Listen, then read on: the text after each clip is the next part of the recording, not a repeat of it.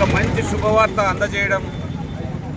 పండుగ నిన్ననే వచ్చేసినట్లు మనం చూస్తున్నాం. ఏ షాపులోకి వెళ్ళినా, ఏ ఆడియో వీడియో షాపుల్లోకి వెళ్ళినా, లేకపోతే ఎలక్ట్రానిక్స్ పరికరాల షాపులోకి వెళ్ళినా, ఏ షోరూమ్, కార్ల షోరూమ్ కానీ, లేకపోతే స్కూటర్ షోరూంలే కానీ, గృహోపకరణాల విషయంలో కానీ, లేకుంటే మెడికల్ విషయంలో కానీ, ఇంకా స్థానిక అవసరాలు ఏవే ఉన్నాయో నిత్యావసర వస్తువులు చాలా మటుకు స్లాబులు తగ్గించడం, పేద మధ్య తరగతి, బిలో మధ్య తరగతి వాళ్లకు ఇది ఒక పెద్ద ఊరట కలిగించింది. ఈ ప్రభుత్వం మోడీ గారి సహకారంతో, మోడీ గారి ఆధ్వర్యంలో నిర్మలా సీతారామన్ గారు మంచి నిర్ణయాలు తీసుకొని ఇప్పుడు యావత్ భారతదేశాన్ని సంభ్రమాశ్చర్యాలలో ముంచెత్తడం, ఇప్పుడే దీపావళి వచ్చినంత ఆనందం ప్రజల్లో కనిపిస్తుండడం.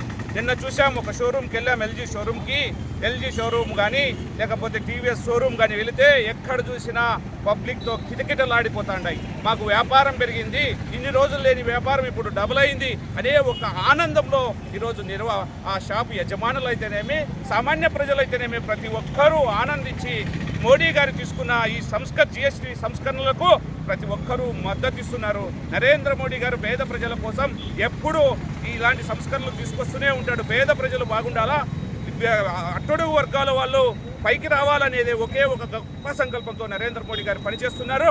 ఆయనకు మనం అందరం ఆశీర్వాదం అందించాలా. ఎందుకంటే మంచి సుపరిపాలన అందిస్తున్న నాయకునికి 11 సంవత్సరాల నుంచి దేశాలని ఎంతో సురక్షితంగా ఉగ్రమూకల నుంచి అయితేనేమి, శత్రు దేశాల నుంచి అయితేనేమి, లేకపోతే ఈ దేశంలో ఉన్న కొంతమంది ప్రతిపక్ష కాంగ్రెస్ నాయకులు లాంటి వాళ్ళ నుంచి భారతదేశాన్ని కాపాడుకుంటూ ముందుకెళ్తున్నాడు.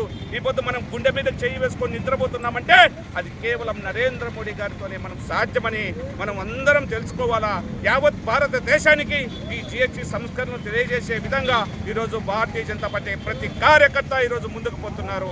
ఆ విధంగానే మీడియా మిత్రులకు మరొకసారి చెప్తున్నా, మీరు ప్రముఖంగా దీన్ని విస్తరింపజేసి ప్రజల్లో అవగాహన కల్పించాలని మీడియా ముఖంగా మిమ్మల్ని అందరినీ వేడుకుంటూ భారత్ మాతాకి